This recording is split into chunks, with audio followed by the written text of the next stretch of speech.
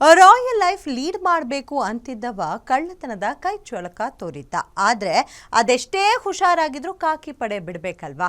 Robbery ಮಾಡಿದ್ದ ಒಂದೇ ಗಂಟೆಯಲ್ಲಿ ಆ ಕದೀಮ ಜೈಲು ಪಾಲಾಗಿದ್ದಾನೆ. ಇದೆಲ್ಲ ನಂಗೆ ಬೇಕಿತ್ತಾ ಅಂತ ಫೀಲ್ ಮಾಡ್ತಿದ್ದಾನೆ. 23 ಕೆಜಿ ಬೆಳ್ಳಿ ಕದ್ದ ಖತರ್ನಾಕ್ ಕದೀಮ. ಘಟನೆ ನಡೆದು 1 ಗಂಟೆಯೊಳಗೆ ಆರೋಪಿ ಅಂದರ್.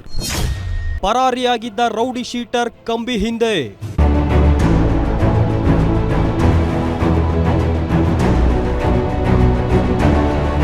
ಈ ಫೋಟೋದಲ್ಲಿ ಕಾಣ್ತಿರೋ ಆಸಾಮಿಯ ಹೆಸರು ಆಯಾಜಿ Chaudhary.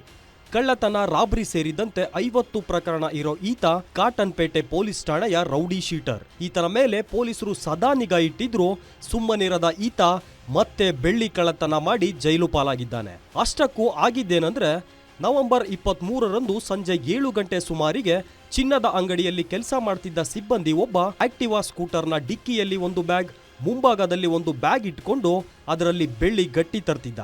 Halsuru gate city street ಬಳಿ ಬೈಕ್ ನಿಲ್ಲಿಸಿದ್ದ ಆತ ಹೆಲ್ಮೆಟ್ ತೆಗೆದು ಡಿಕ್ಕಿಯಲ್ಲಿ ಇಡಲು ಮುಂದಾಗಿದ್ದ ಅಷ್ಟೇ. ಇದಕ್ಕಾಗಿ ಹೊಂಚು ಹಾಕಿ ಕಾಯುತ್ತಿದ್ದ ಆರೋಪಿ ಹೆಲ್ಮೆಟ್ ತೆಗೆದು ಇಡುವಷ್ಟರಲ್ಲೇ ಸ್ಕೂಟರ್ ಮುಂಭಾಗ ಇಟ್ಟಿದ್ದ 36 ಲಕ್ಷ ಮೌಲ್ಯದ 23 ಕೆಜಿ ಬೆಳ್ಳಿಯ ಗಟ್ಟಿ ಇದ್ದ ಬ್ಯಾಗ್ ಅನ್ನ ಕದ್ದು ಎಸ್ಕೇಪ್ ಆಗಿದ್ದಾನೆ. ಸದ್ಯ ಪ್ರಕರಣ ದಾಖಲಿಸಿಕೊಂಡು ತನಿಖೆಗೆ ಇಳಿದ ಹಲ್ಸೂರು ಗೇಟ್ ಠಾಣೆ ಪೊಲೀಸರು ಸಿಸಿಟಿವಿ ದೃಶ್ಯ ಆಧರಿಸಿ ಆರೋಪಿಯನ್ನ ಎಡೆಮುರಿ ಕಟ್ಟಿದ್ದಾರೆ. ಬಂಧಿತನಿಂದ ಕಳ್ಳತನ ಆಗಿದ್ದ 36 ಲಕ್ಷ ಮೌಲ್ಯದ 23 ಕೆಜಿ ಬೆಳ್ಳಿಯ ಗಟ್ಟಿಯನ್ನ ವಶಕ್ಕೆ ಪಡೆದಿದ್ದಾರೆ.